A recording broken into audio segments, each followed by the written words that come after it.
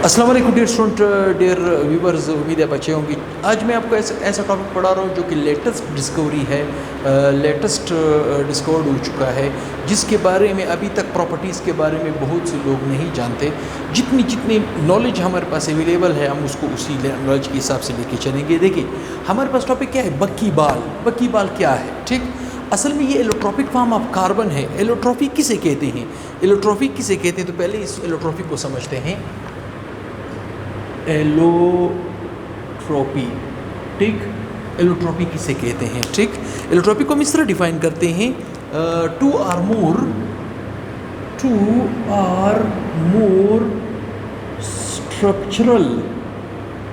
Structural form of same chemical elements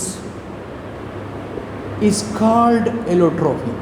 मतलब हमारे पास कायनात में बहुत से एलिमेंट्स हैं, ऐसे एलिमेंट जो एक या दो से ज़्यादा मुख्तलिफ स्ट्रक्चरल फॉर्म में अवेलेबल हो, तो ऐसे फॉर्म को हम एलोट्रॉपिक फॉर्म कहेंगे और ऐसे प्रोसेस को हम क्या कहेंगे? एलोट्रॉपी। क्या कहेंगे? एलोट्रॉपी।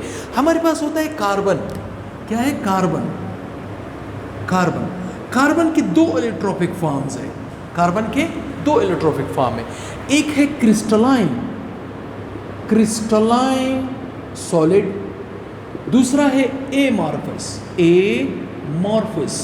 सॉलिड। ठीक, कार्बन के कितने एलोट्रॉपिक फॉर्म है? दो। एक है क्रिस्टलाइन, दूसरा है एमॉर्फस। ठीक, हम एमॉर्फस की बात नहीं कर रहे हैं। एमॉर्फस में क्या आता है?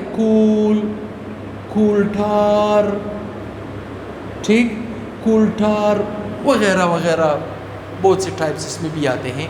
हम एमॉर्फस फॉर्म की बात नहीं कर रहे हैं, कार्बन के क्रिस्टलाइन फॉर्म की हम बात कर रहे हैं। पहले ये ख्याल किया जाता था, ये तस्वीर किया जाता था कि कार्बन के क्रिस्टलाइन फॉर्म के एलोट्रॉपिक फॉर्म सिर्फ दो है। एक है डायमंड, दूसरा है ग्रेफाइट। पहले स्टार्ट में ये ख्याल किया जाता था, लोगों का ये सोच था। ठीक, एक नई फॉर्म, इसी क्रिस्टलाइन सॉलिड की एक नई फॉर्म इंट्रोड्यूस हुई जिसे हम कहते हैं बक्की बाल। आज थोड़ा सा बक्की बाल को समझते हैं कि ये है क्या। ठीक, बक्की बाल को मैं यहाँ पे डिफाइन कर चुका हूँ ताकि हमारा वक्त बचे। बक्की बाल को हम कैसे डिफाइन करते हैं? The spherical Florence is called बक्की बाल।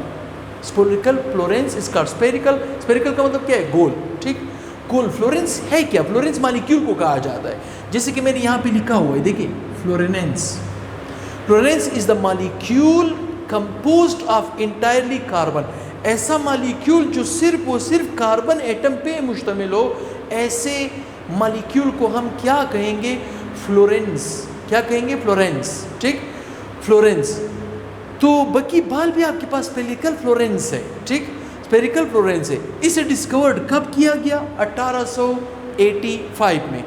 बक्की मिन्स्टर फ्लोरेंसेंस इसका पूरा नाम है। ठीक, बाद में इसे शॉर्टकट क्या कहा गया? बक्की बाल, कॉमनली नोन एज बक्की बाल। ठीक, इसे 3 साइंटिस्टों ने मिलकर डिस्कवरी की है। ठीक, 3 साइंटिस्टों ने मिलकर डिस्कवरी की है। कौन से 3 साइंटिस्ट? एक है रिचर्ड स्माइली, दूसरा है रॉबर्ट क्यूरल, तीसरा है हेनरी क्रोटो। ठीक है, साइंटिस्टों के नाम है, कुछ भी नाम है। इन्होंने कब डिस्कवरी की? 1885 में। इन्हें नोबेल प्राइज से नवाजा गया। कितने में? 1895 में इसे नोबेल प्राइज से नवाजा गया। ठीक, ये चीज़ आपके एडी टेस्ट वगैरह में याद रहे। ठीक, अब आते हैं मोस्ट स्टेबल फॉर्म ऑफ बक्की बाल। बक्की बाल के कितने? बक्की बाल हमारे पास बहुत ज़्यादा है। ठीक, जैसे C, मतलब इसका स्मॉलेस्ट है C20। ठीक, और इसका हाईएस्ट है C600। मतलब कार्बन 20 इसका लोएस्ट फॉर्म है और इसका हाईएस्ट फॉर्म क्या है? कार्बन 600। ठीक, लेकिन इनके बीच में हमारे पास ये वाले काफ़ी मशहूर है, लेकिन स्टेबल फॉर्म नहीं है। जैसे कार्बन 60, कार्बन 70, कार्बन 76, कार्बन 82 और कार्बन 83। इनमें सबसे ज़्यादा स्टेबल फॉर्म किसका है? इसका है कार्बन C60, ये ज़्यादा स्टेबल फॉर्म कंसिडर किया जाता है। ठीक, अब कार्बन C60 का मतलब क्या है? कार्बन C60 का मतलब क्या है? इसमें टोटल कितने फेसेस पाए जाएंगे? 32 फेसेस। इन 32 फेसेस में 12 फेसेस पेंटागोन है। पेंटागोन का मतलब है कि 5 कार्नर वाले होंगे। ठीक, और 20 इसमें क्या है? हेक्सागोन है। हेक्सागोन है, असल में हेक्सागोन है। मतलब टोटल कितने फेसेस वाला बॉल है ये? C60 वाला 32 फेसेस। इस 32 में 12 जो है वो पेंटागोन फेसेस है और 20 जो है वो क्या है? हेक्सागोन है। थोड़ा सा मैंने रफ स्ट्रक्चर यहाँ पे ड्रा किया है, आप इसको देख सकते हैं। देखिए मैंने यहाँ पे सारे हेक्सागोन ड्रा किए। ये हेक्सागोन की जो फेसेस है, ये जो हेक्सागोन के फेसेस है, इनकी तादाद क्या होगी? 20। ठीक, और यहाँ पे जो इसके पेंटागोन के फेसेस आएंगे वो कितने होंगे? 12। ठीक, वो कितने होंगे? 12। तो टोटल कितने फेसेस बनेंगे? 32 फेसेस वाला बॉल बनेगा, सूसर बॉल।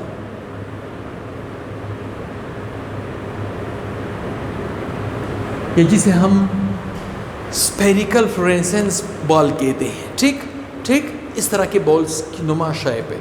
अब इसके हमारे पास आते हैं यूजेस। हम इन्हें कहाँ कहाँ पे इस्तेमाल कर सकते हैं या क्या क्या इस्तेमाल इसके अभी तक डिस्कवरी हो चुकी है। ठीक, नंबर 1, ठीक, बकी बाल को सुपर कंडक्टर के तौर पे हम इसे यूज़ करते हैं। बेहतरीन कंडक्टर है, मतलब करंट बड़े स्पीड से पास करता है, नंबर 1। नंबर 2, पावरफुल एंटीऑक्सीडेंट है, पावरफुल एंटीऑक्सीडेंट के तौर पे भी यूज़ किया जाता है। Number 3, used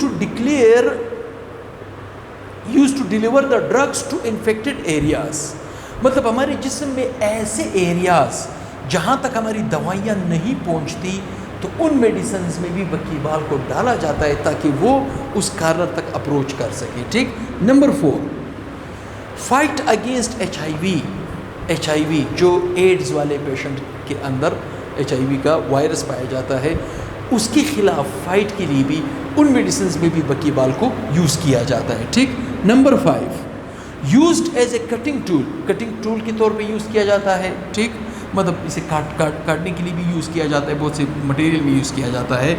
number 6, they have found in the salt, धुएं में ये ज़्यादा पाया जाता है। In the residue of carbon arc lamp, ठीक, कार्बन का जो आर्क लैम्प है उसके जो कचरा बचता है उस कचरे में भी इसके असरात पाए जाते हैं बकीबाल के। They are also found in the lightning discharge in atmosphere. आपने देखा होगा ये जो गरज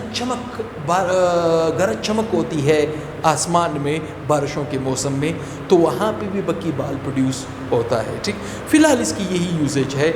आपने इसमें याद क्या रखना है कि बकीबाल की बहुत से टाइप्स है, मतलब कार्बन 20 से शुरू हो रहा है, कार्बन 600 तक मूव कर रहा है। इसमें ये वाले कॉमनली पाए जाते हैं। इसमें सबसे ज़्यादा स्टेबल फॉर्म C60 का है। C60 को आपने याद रखना है कि इसमें कितने फेसेस पाए जाते हैं? 32 फेसेस। इस 32 फेसेस में 12 फेसेस जो है पेंटागोन है और 20 फेसेस जो है वो क्या है? हेक्सागोन है। किसी ने स्क्रीनशॉट लेना हो तो वो ले सकता है। ये छोटा सा स्मार्ट टॉपिक था, चूँकि लेटेस्ट डिस्कवरी है, ज़्यादा नॉलेज हमारे कोर्सों में अवेलेबल ही नहीं है। हाँ, आगे जाके शायद नॉलेज मज़ीद हमें मिले और जितना भी हमें नॉलेज मिलता जाएगा हम उसे आपके साथ शेयर करते जाएंगे। ठीक, बकीबाल आपके पास क्रिस्टलाइन एलोट्रोप है कार्बन का। ठीक है, ये चीज़ आपके जहन में रहे। ठीक, ये चीज़ आपके जहन में रहे तो दुआ में याद रखें। बहुत ही जल्द इंशाल्लाह नेक्स्ट वीडियो के साथ हाजिर होऊंगा। मैं समझता हूँ ये टॉपिक अभी आपका क्लियर हो गया। अभी हमारे पास 2-3 स्मार्ट टॉपिक आ रहे हैं, उसी भी कवर करते जाएंगे, फिर नया चैप्टर स्टार्ट हो जाएगा आपका। तो बहुत ही जल्द इंशाल्लाह हाजिर होऊंगा। अल्लाह हाफिज़।